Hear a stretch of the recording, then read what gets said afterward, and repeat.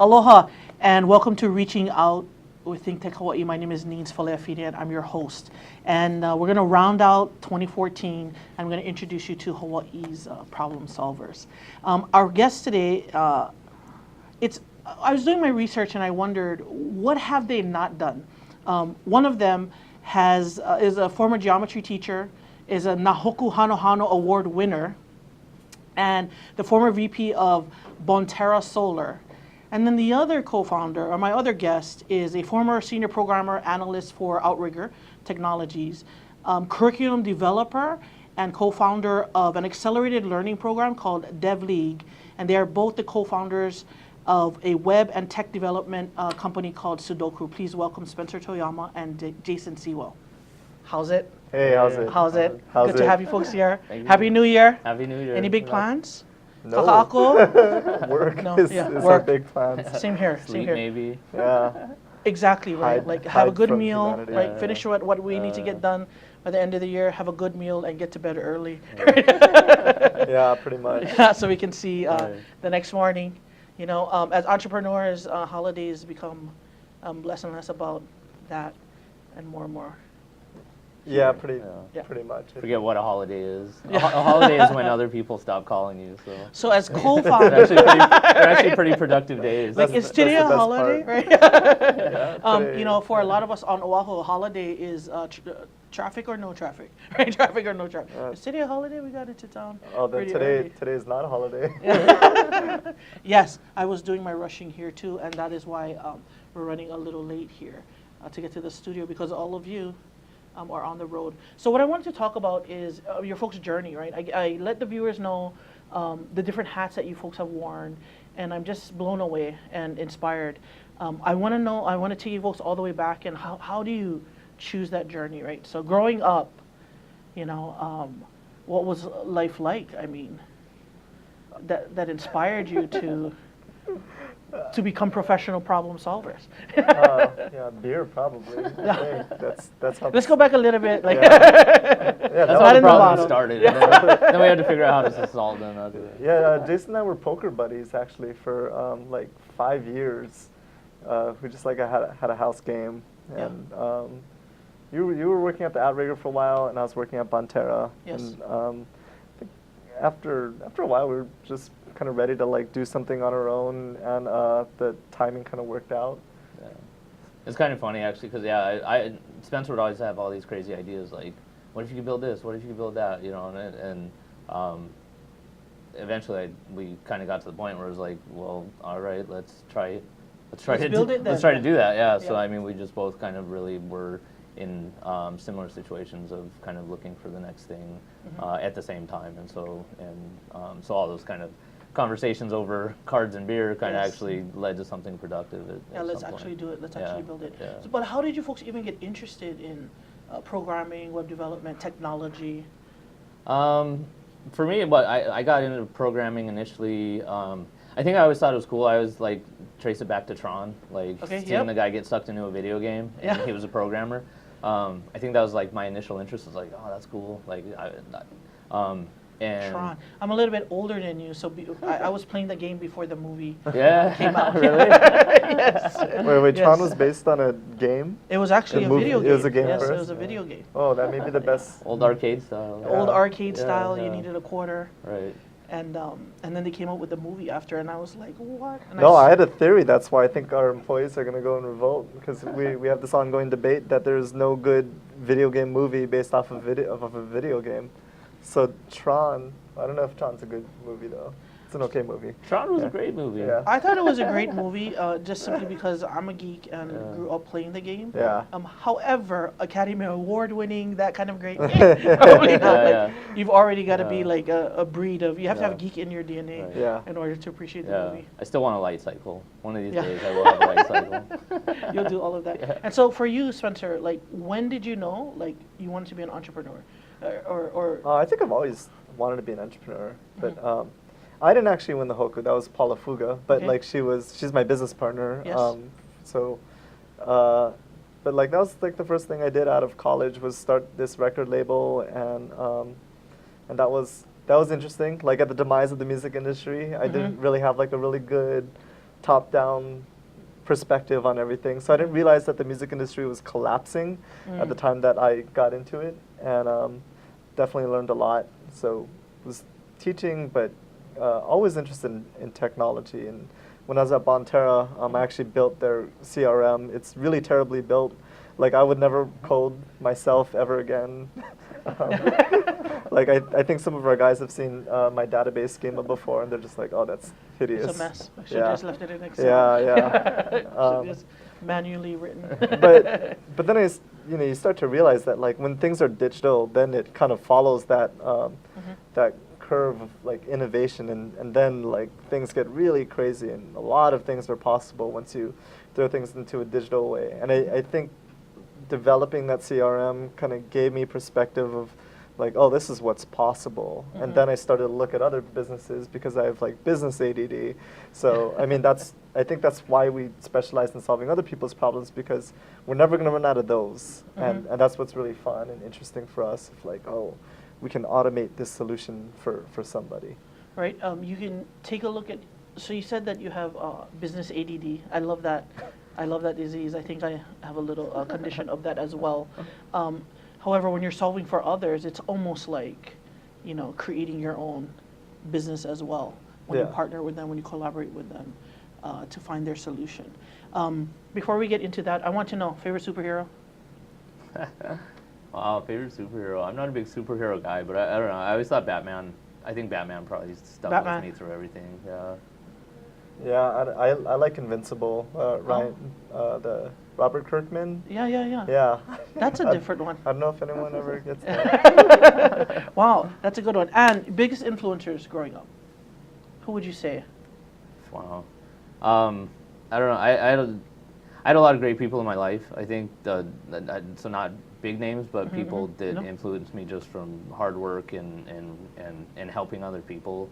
And helping me, especially. I wouldn't have gotten anywhere close to kind of where I am today without a lot of help from a lot of great people. So those are my influencers, I think, is just the people that always kind of help me, pick me up, and bring me back from all the stupid decisions I made, and try to keep me on the right track. And so my mom was one of those, and then I had other close kind of extended family just from interactions and stuff like that. So those are the people that got me here. So those are the people I kind of go back to, and then Right on. Even for me, when my ego gets big, and I get off the wrong path, I always tell people I surround myself with the right people who are gonna, like, kick me in the butt and tell me to take out the trash, and then and bring me right back down to and keep me grounded. Yeah. And what about for you, Spencer? Yeah, definitely parents, siblings.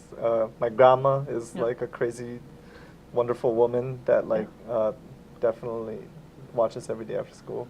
Yeah. But she's an author, actually. So she has one of those inspiring stories where she graduated high school in her 50s after she sent all of my parents and uncles and aunties to school, and then got her her undergrad, and then got her master's degree, like, well into her 60s, I think. Wow. And then she wrote a book, and she's had things at the Bishop Museum. The Textured Lives exhibit was her. Okay. And she also has pieces up at the Smithsonian National Museum and the Japanese American National Museum. And all of this after she raised her her like children. after she was 60. So for me, that was really inspiring. Of just, like, don't ever stop. Just grind it out, because because you're capable of a lot of things in this world. Yeah, it's wonderful that you shared that story about your grandmother and how she influenced you, because it's never too late. It's never too late to start, right? Every day is a new now.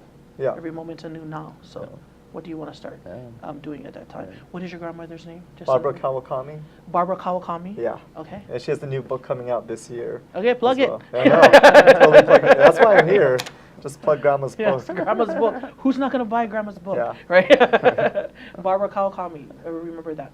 What I want to talk about is, let's get into Sudokrew. Right? You folks describe yourselves as professional problem solvers. And for me, I love that. Right? And I get it. It reminds me of Zappos. Right? I did the tour earlier this year. Had some conversations with my friends who work there. And basically they say, like, call us for anything. Like, we'll have an answer. And so people call them like, hey, what kind of pizza should I get, all the way to, some big problems. And yet they'll just answer it, right? Right. And that's what I'm hearing that you folks do. Like, whatever the problem is, even if people don't think tech is the solution, call you folks up. Yeah. Generally. And so what's the craziest or a fun, creative problem that somebody has presented to you folks? Oh, yeah. Spencer hears those ones. They only get to me once there's actually Yeah, so he's a filter, right? Yeah, He's a filter. technical solution. Yeah, no, I mean, I think we are definitely interested in the big problems, right? And so we two of our two clients are, man, I like hate to plug two and like not another one, but You can share whatever you yeah, want. no. So we work with the Blue Planet Foundation Yes. and Energy Accelerator a lot, and they're very focused on this clean energy, Yes. fossil fuel, climate change problem, and I think we definitely enjoy doing a lot of work with that. There's another startup we work with called Comprendio, and they're an ed tech startup, Okay. and I think we like working on those problems because they're very close to us as part of the community here in Hawaii, because we have the highest electricity prices. Jason has a daughter who I always try to get to impersonate me, just hiding in a corner. Maybe a commercial break, I'll ask her to come on. Yeah, I know. But I mean, those are, and we're never, I mean, I don't know if we're going to be able to like solve the entire problem, but I think we can contribute towards solutions in the right direction. And maybe someday we'll get to solve the entire problem, who knows? But Right, and if everything was a staircase, I mean, maybe folks are just, the first 5 floors. Right. And Or then just the rest of building the the journey, staircase. right. I mean, we could all build the staircase and other people run up it. I mean, and really take the lead on it. That'd be great. Or even if other people start racing Yeah, us to yeah. build the same staircase, like to the same path, that's a great thing. I mean, we're happy to make a living and we want to be competitive, but at the same time, like these problems need a lot of people focused on solving them. Right, we're talking about eradicating the world of fossil fuels. Yeah. Right, I mean, that's Blue Planet's mission. Basically, and they're starting here in Hawaii. It's exactly what they say. I've worked with them in the past to support them in getting some legislative bills passed in order to help forward their movement. So let's talk about the program We Efficiency, and especially because I mean I've backed your project. Oh projects yeah, on no, I saw your Kickstarter. name on through our I'm your admin. backer. Yeah. So talk about We Efficiency. Oh yeah, so that's a crowdfunding platform. There's a live campaign on right now, and that just allows nonprofit organizations to raise money for energy efficiency improvements and pay back their contributors with those with the savings from those improvements. And so I think a loanator, as they're called, can get paid back like within 4 years, 3 or 4 years of whatever their contribution is. And so you folks built the We built the infrastructure, crowdfunding yeah, okay. platform, and we provided some social media help for them to like help get the word out, and it's done really well. They've had 3 successful projects. It looks like this one, it's Boys and Girls Club of Hawaii right now. They look like they're going to be successful too, and we've built an energy monitor for them called Island Pulse, islandpulse.org. That one's a really fun project, and I think that's going to be implemented in some of the cafes around town. So you'll see like a big kiosk of what our island's energy usage is at any given time. And when you talk about Island Pulse, that's through Blue Planet That's through partnership with Blue Planet and HECO. and HECO. Yeah. Okay. So I have a couple of devices in my house too that gives me data on energy usage and allows me to turn it off. I've done my best to enroll my whole family. However, people are just like, what is that? What is that, right? Okay. And for me, it's control. It's control over my usage and being aware, Right. right? So not just for my personal budget, however, just my contribution to this world, right? Right. If I leave my AC on too long and no one's in that room or the lights on, what I really love about the apps I use is even though my kids are home, I can just turn it off from here. Right. So tell me more about this Island Pulse? Yeah, Island Pulse. So is it overall, or, Yeah, or, so or it's- you can share whatever you're allowed to no. share. No, it's the current energy usage for the entire island. So you're controlling, the environment you're in control of, and then this is more of a reflection of how everybody's doing collectively at any given time of day in real time, and then showing kind of different views as how does that compare to previous periods in time and usage over the last 24 hours and stuff like that. So it's a real-time monitor of The aggregate kind of picture Of what's happening on Oahu. Yeah. So I hope it's, I mean, for me personally, I hope it's a shock and awe kind of kiosk. Like, It's what? Well, it's no, educational. I mean, No, No, it's it's not, not, yeah, it's not meant to be a shock and awe. It's meant to be to get people to have some kind of vocabulary about how energy is used. Like if we're using 900 megawatts, what does that mean to the island? Is that better or worse than we did before? And that's kind of what we're tasked to illustrate and build some data visualization around that.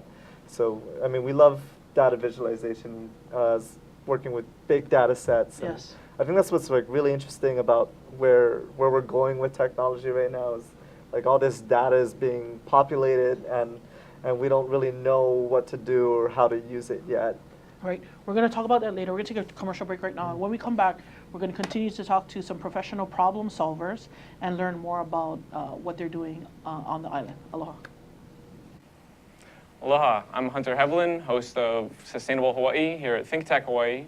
You can tune in every week on Thursday at 2 p.m. to see interviews with sustainability professionals from around the state and even further abroad, learning about activities with water management, food security, waste management, and a whole host of other fascinating opportunities to get engaged with making a greener island. So if you're interested in making the transition from consuming individuals to communities of producers, check us out every Thursday. Aloha. Aloha, hello. My name is Hong Jiang, and I host ThinkTech Asia every Tuesday afternoon at 4 p.m. At our show, we talk about issues that are important in Asia, such as environment, culture, history, religion. We broadcast live, and we're also on Olelo 54. Make sure to tune in, and we'll see you there. Thank you. Goodbye. Aloha and welcome back. I'm talking to the two co-founders of Sudokrew, Spencer and Jason. And we've been talking about their client, Blue Planet Foundation. And if you're unaware of what they're working on, basically they want to get all of us off of fossil fuels. And Sudokrew is supporting them in building technology and creating infrastructure to help them get their message out, help them reach their goals and objectives. And that's awesome. And so I know you folks are solving big problems, and I know that some of your clients may be not ready to share with the world what they're doing, right? And so what I want to know from you folks is, like, what's the project you would love to work on? Like, if you could just solve that, like, what's the one, like, I dream about that one. I don't know if we have different ones, but parking. Oh, parking. Parking. I knew what his answer was. That's painful for me. Just finding parking to get to the studio. Right? I think I actually agree. I don't know that it's personally if that's what I would say, but it is such a huge problem, and it's the hardest problem to solve is in terms of coming up with a solution. Most other problems we come across, we can pretty quickly and pretty easily think of multiple ways to attack it that we would pretty much see it. What we feel a pretty short-term or immediate benefit from. Because if you're a business and just like if we're automating like internal processes and stuff, that's relatively, I mean, it's time-consuming, but it's relatively easy to do because we can get buy-in from the clients and say we're going to change this and this. But if it's something like parking where you're dealing with private property, public property, data, and human behavior. Yes. Physical space and physical vehicles. It's a very, very hard problem And to then solve not only through that, technology. though, like every vehicle is a different size. Well, I think it's just like a giant inefficiency in our community.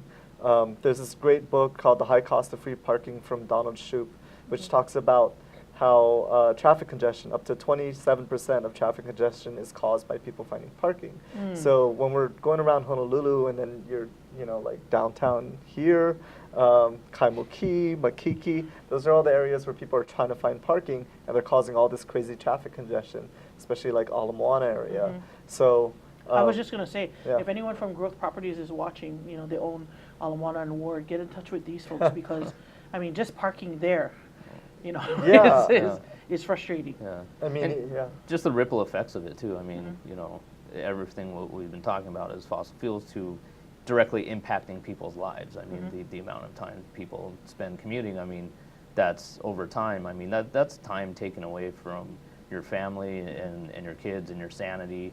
Your sanity, you know, and all those things. So it's very much one of those problems that a simple but effective solution can really cascade and really affect many different areas of change in that respect. So. Right, and there's so many stakeholders involved, right? So it's almost like, how do we bring together the state of Hawaii, right? Yeah. Well, and Because you're thinking like you got your state parking lots, right, and you got your municipal parking lots. you have and street parking, street parking. and paid parking, and I think if we went back in time and told someone like you're going to pay $60,000 for a thing that you're going to use for 1 hour a day, like they would think that we're crazy. Yes.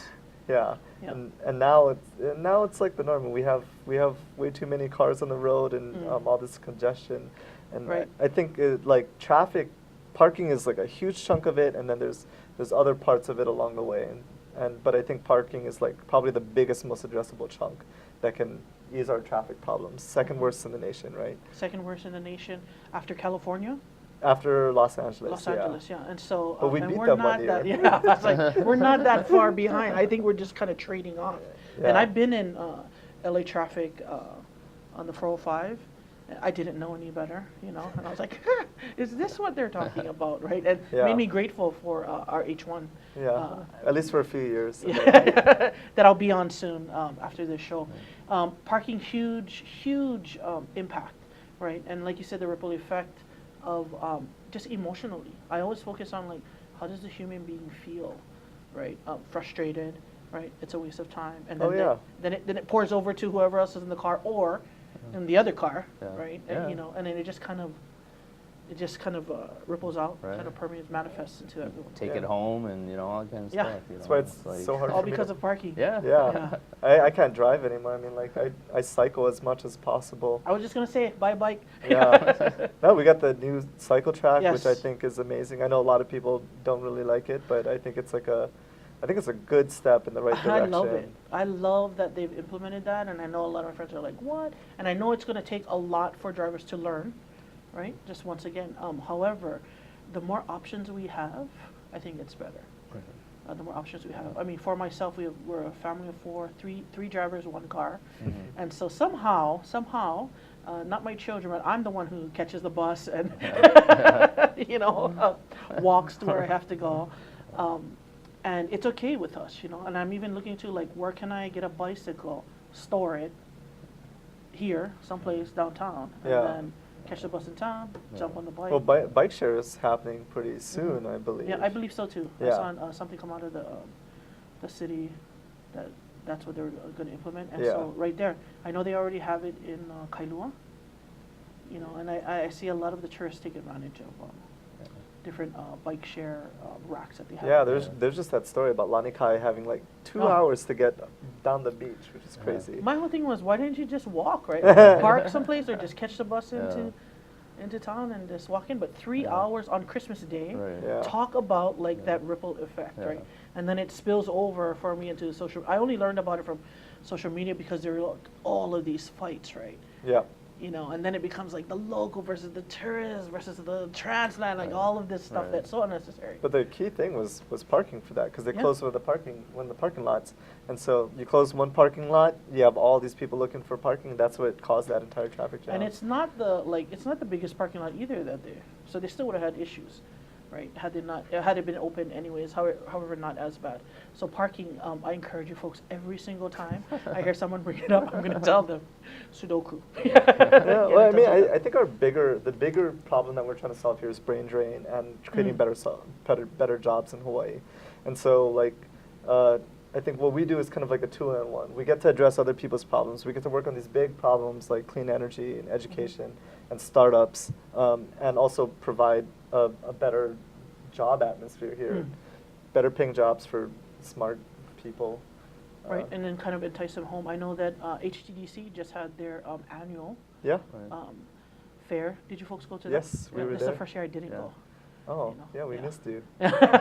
However, I'm all for it, and I drive. Like I push people, like, hey, you want to move home? You have kids, you know, like, get them out there, Right. because every company's out there, and you never know who has what. Yeah, and it's a culture thing too. I mean, that's kind of even in, just behind closed doors how we operate every day in terms of, kind of how we attack that is treating smart people and like they're smart people and creating an environment that's conducive to them and really kind of, being an employer of choice where people want to work and trying to kind of set an example from that point of view. I mean, we're still growing and trying to create more jobs ourselves, but a lot of people that have for a long time been trying to solve the question. And again, it's an area that we're not fixing with software per se, but it's something that we identified that part of the reason that people don't come back is for something that they're interested in doing, a place where they want to work, a culture that they identify with, working on kind of projects that they care about. And so that's that's kind of it's one of the non-technical solutions that we've come up with, but that we've been successful with, and really we have great people that want to work for us and are happy to stay here, and even other people that are asking when you guys kind of hiring more or it's just So now you have like again, it's- demand. yeah right? yeah, Like, and people are not ready just to for come. us, but even a model of how to be enticing to creating an environment that people would stay home for or come back for, and Yeah, and not ever leave anyways, right? yeah, even Not- better. Yeah. Yeah, or, You know, I mean- unless it's choice, right, to grow and I don't explore know. I yourself. think a lot of people want to have some perspective on the world. Mm-hmm. We both lived in other parts of the world. Yeah. I mean, that's how I Same ended up here, here. Was yeah. I left the nest and ended up in Hawaii. So Yeah, same here. Well, my daughter, she just graduated this past year. She's 18, and I'm all about like go, right? And my parents are like, no, right? like Yeah. Papa and Tutu are like, Well, it's having the opportunity for when they want to come back. Yeah. I mean, that's what's lacking. I mean, everybody, especially that grew up on an island, their whole lives. Not everybody, but a lot of people are going to want to go experience something else. Sure. But when they have that itch to come back, having the infrastructure for, okay, I'm ready now, I'm ready to go back. And we know those people that are on the mainland and have that itch, and they look back and say, well, there's I don't know if there's really anything that I identify with or want to come back for. Right.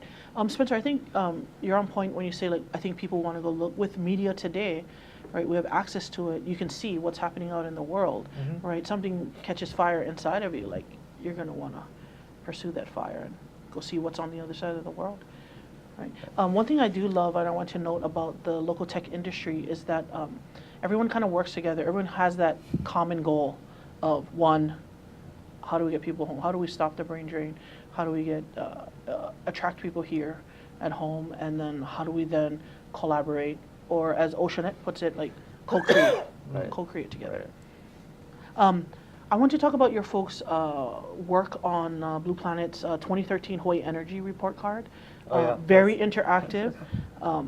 For some of my clients, it was very helpful to kind of convey, especially with renewable energies, you know, what has really been happening, because people are like, my bill's not going down, so it's not working, right? Right. And then when you came up with the report and the way that it was displayed, so simple, we were like, oh, okay, wait a minute, right? It's impacting all of us, right? So there's benefit for the whole versus the individual. Right. Yeah, I would love to see innovation happen in that particular sector. And I know we have Next Era coming in, depending on what the PUC says. Right.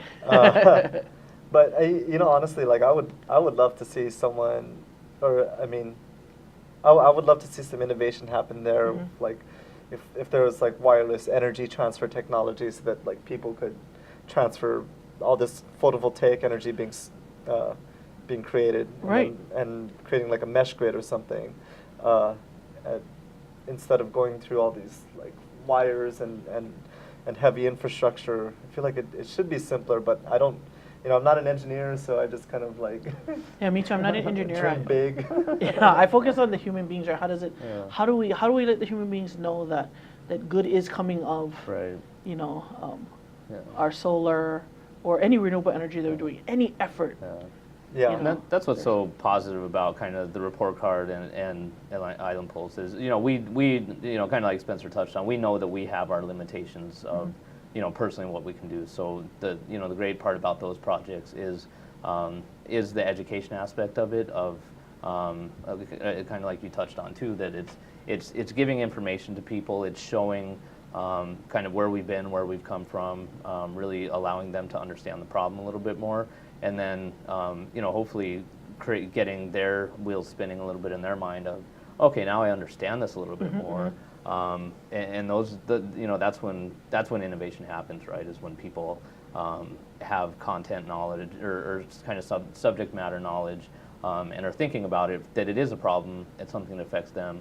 And that's, I mean, that's kind of the spawning place of great ideas. And so those projects that, you know, like you said, if they have kind of that reach and get people thinking, then that kind of ties into what Spencer's talking about, is more people kind of thinking about the problem and attacking the problem and understanding the problem, and really not just the current problem, but where it's been, kind of, you know, improvement. How far we've come. Yeah, has it gotten better or worse? And really understanding the much larger context of the, you know, really the issue that at hand, you know, whatever. Right, before then, when we looked at energy, you know, it's always some other state, some other country, you know, and with this report here, and being that it was so visual and almost interactive, it was easy to follow, like, okay, here, this is what's happening at home, you know, and so I can see value from Sudokrew to take that data and show us the data that's happening here versus here's what's happening in the U.S. and then the asterisk, right?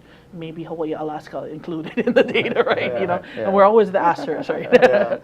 And so it's for me difficult, right, to win over the hearts and minds of the community when it's not that kind of data. However, this report that you folks did was very impactful, and it really helped out a lot of my clients to kind of say, see, it's working. It's, you know, you don't see it on your bill right now. However, you know, your neighbors, right, or right around the island, it's, you know, they're benefiting.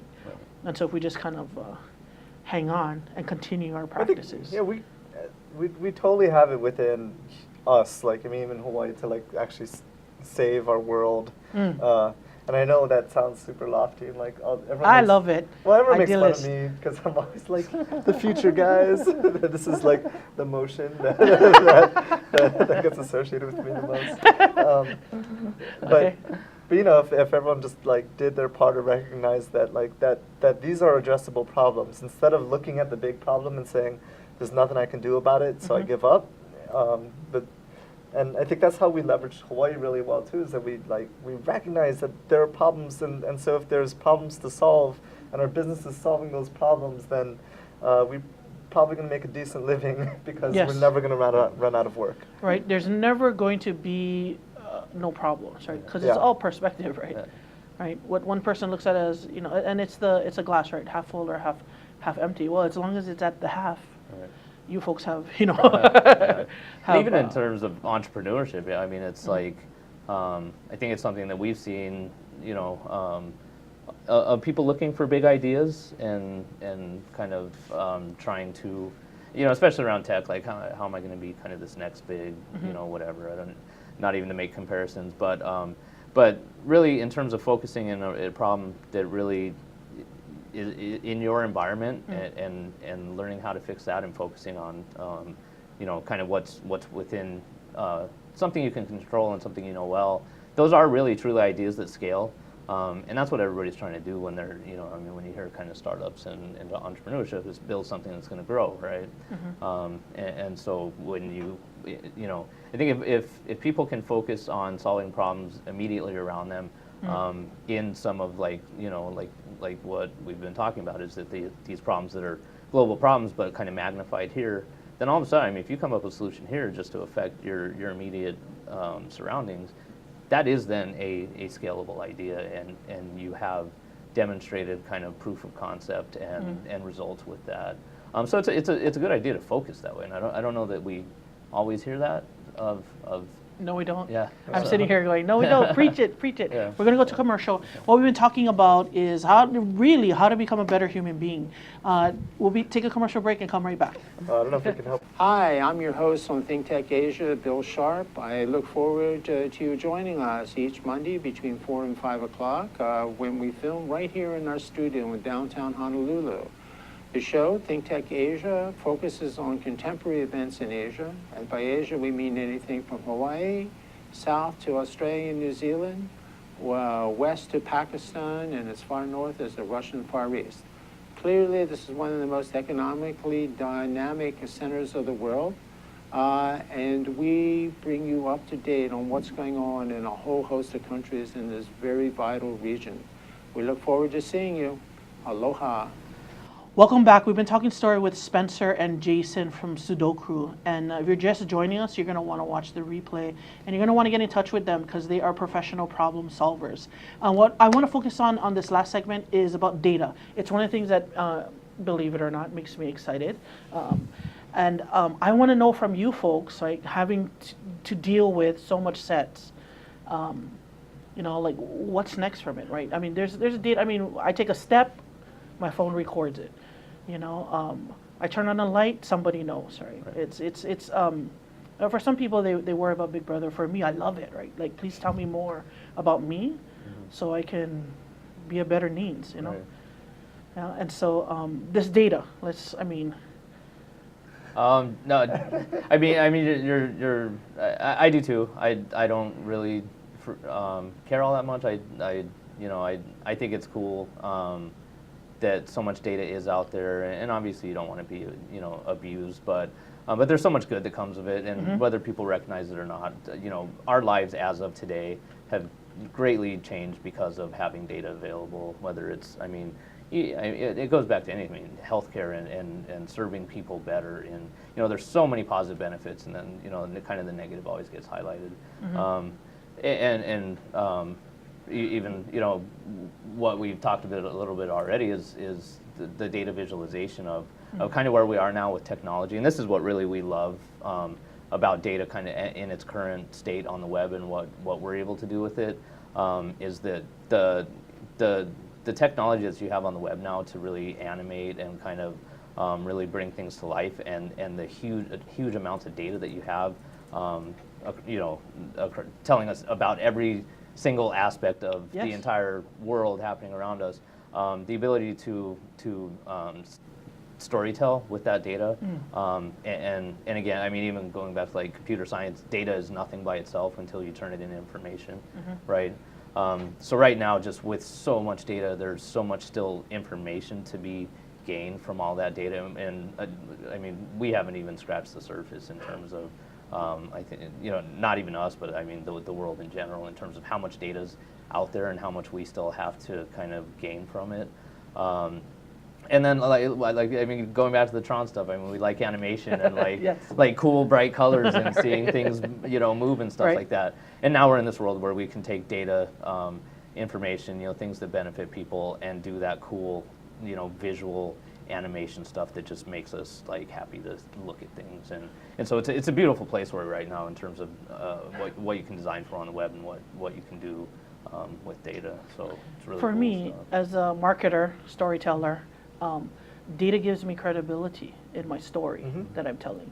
Otherwise, it's just all, Well, yeah, data gives credibility to everything, right? Like, that's how we know we're on the right track or not on the right track of everything. And to kind of touch on the Big Brother thing, I think we're just in that very, very beginning, in the same way that we're in the very, very beginning of where we are with like currency and money and stuff too, right? So like right now, a lot of corporations kind of own our digital identity and the data that belongs to that digital identity. So it belongs to Facebook and Google, and kind of in the same way where money belonged to like credit card companies and banks, and now you're seeing these things with cryptocurrency where now you can kind of store your own money in a crypto wallet. I think data for the human is going to kind of go in a similar route, maybe not in the next 5 years, maybe in the next 20, where we're going to start to own our own data. So like when you're walking and you're recording that data, that doesn't necessarily belong to Facebook anymore or to. It's in the bank of Neenz. Yeah, it's Yeah. it's like in your data bank, and then you can give people that data if you want to. Yeah, if I choose, right? If you choose, yeah. But and they might like charge you to process it or to visualize it or something, but it's still yours, and you can cut off access whenever you want. But right now, that's not there yet. Yeah, we're not there, or at least we don't know we're there. Yeah. However, still fascinating, right? Still that information. Me, I'm comfortable with the information being out there about me, and the more feedback I can get from this data about me, what my habits, right? It's what I want. Yeah. You know, not everybody, because different generations, right? However, you're right, Spencer. The next generation, 20 years from now, that's going to be the norm. You know, they're going to watch this episode and be like, "What are parking spaces?" You know. That sounds terrible. They had issues, right? With It is a real issue. Actually, like the millennials are not buying cars anymore, Right. and so that's like a really big threat to the automotive industry. That's another disruption, right? Yeah. And it all has to do, for me, I think, with peace of mind. And is it worth it or not to have a car? You know. Yeah, well, I think what they found in places like China too, and as population density grows, you see people don't necessarily want to own things; they want access to things. Like I don't need a car. I need a way to get from point A to point B. Right. And I don't need a car to. If I don't need a car to do that, then like why would I get one? Yeah, I was reading this book, and this one guy said, you know, you don't need to own the yacht. You just need to have a friend that has one, right? So you can go on it when you choose to, right? You got any friends that own a yacht? I do, actually. It's that whole. Not here in Hawaii, though. The American dream shifting, right? I mean, it's not to. It used to be the sign of success or happiness, whatever was owning. You know, Was the house with the white Right. picket fence and the car in the driveway. And it's just so far not. You know, it's just not a realistic goals for many people anymore, and the younger generation is already seeing that. I think they have to deal with like some economic hardships like early on, like right after college too, because they were coming out of this depression. Or I came out of like I grad college in 2003, and that was end of the music industry. A lot of people were coming out like at the end of 2008, end of the banking industry, not end of the banking industry, but the huge The economy just. and Everyone got automotives, caught, right? all of that stuff is, and you know what? All of those industries, though, I think, also ripe for some kind of disruption. I think maybe cryptocurrency might end up doing that for the financing industry, car sharing for automotives. Yes. Yeah, and you see the same thing with like Airbnb for the hotel industry. Right. You know, for me, when it comes to like car sharing, to me that's the way to go. I'm all for that. I don't need to buy me another car. I need to have a friend who has who has transportation. You know, and that's where bike share and all of this like sort of community collaboration comes in, and I think that's where this millennial generation is leading us. There's a documentary out there. It's titled "How the '80s Ruined the World," and I'm an '80s child. The 80s were great. What are you talking about? I love the '80s too. However, everything kind of made sense in that documentary when this whole we need stuff, right? More stuff, more stuff. And then now we're at the point where like, hey, maybe I don't need all this stuff. And even for myself, growing up in that, and then realize or taking a look at, or becoming aware of, okay, what do I have, and what am I passing down to my 10-year-old? Yeah. You know, habits of needing stuff, or sort of this kind of minimal. Yeah, I think that's where Jason and I kind of connect. Like, I mean, we look like very different people, a little bit. Just a little. I know, but we do connect on that. Like consumerism as a goal is probably not a good thing. But like, if you can solve problems and like that gives you actual meaning to things. Owning stuff doesn't define you or like help kind of like get to the core of who someone is. But being able to solve a problem, create a better world for other people. I feel like that's what makes our job so fulfilling every day. I think that's what creates a legacy. You know, creates legacy for you folks. When you said make meaning, it reminds me of my mentor, Guy Kawasaki, in his book, The Art of the Start. That's what he says. You know, entrepreneurs, you know, start with making meaning. not making money, Right. right? Mhm. That'll happen if you're creating meaning, right? Right. If you have a personal mantra. Yeah. Yeah. And And it cascades, and it again, it's kind of leading by example a little bit, and when you want to affect change, that's how. I mean, there's only so much you can do yourself, but when you are setting a good example for other people, or something that other people are going to take notice from, then they try to repeat that behavior, especially if it connects with them, and then you have a lot of people working in a more productive way than a few, and yeah, and I mean the power community is always going to be just so much stronger in getting people not focused so much on themselves, and consumerism is a terrible thing. It's probably, I don't know that I blame it. I've never thought about blaming it on Blaming it on the 80s. blaming it on the 80s, but I could. it really is. Yeah, we could blame the It really 90s is, too. but I think people are. I mean, Yeah. being forced to get away from it. I mean, everything's getting more expensive. The cost of everything is going up, and I think it comes down to you can't support consumerism. I mean, or many people can't. And so, and really, if you learn to, I think it's it's not teaching people. sustainable. You can, it's not at all, It's not. and you really you don't need all that stuff. I don't know. Yeah. Because is it a race to like own as much stuff and own all the stuff from humanity, or is it a goal to to solve the problems of humanity and make a living off of that? Right. Yeah. And a lot of times it's status. I mean, we're as human beings very egotistical and kind of so when you start shifting the status of really a metric is how much good you do or how much you help, and get people focused on that as their driver, as opposed to collecting things to show that you've been a success or something. You use the word collecting, like people could use the word hoarding. Yeah, when yeah, it comes to it really is. consumerism. I've worn right? the same pants for like the last 3 days. It you know. smells like I don't need any more pairs of pants, right? They look all right. So I want to thank both of you for being on the show. As much as we want to talk about tech and data and technology, Consumerism. For me, we really talked about how to be a better human being. So thank you very much for joining us.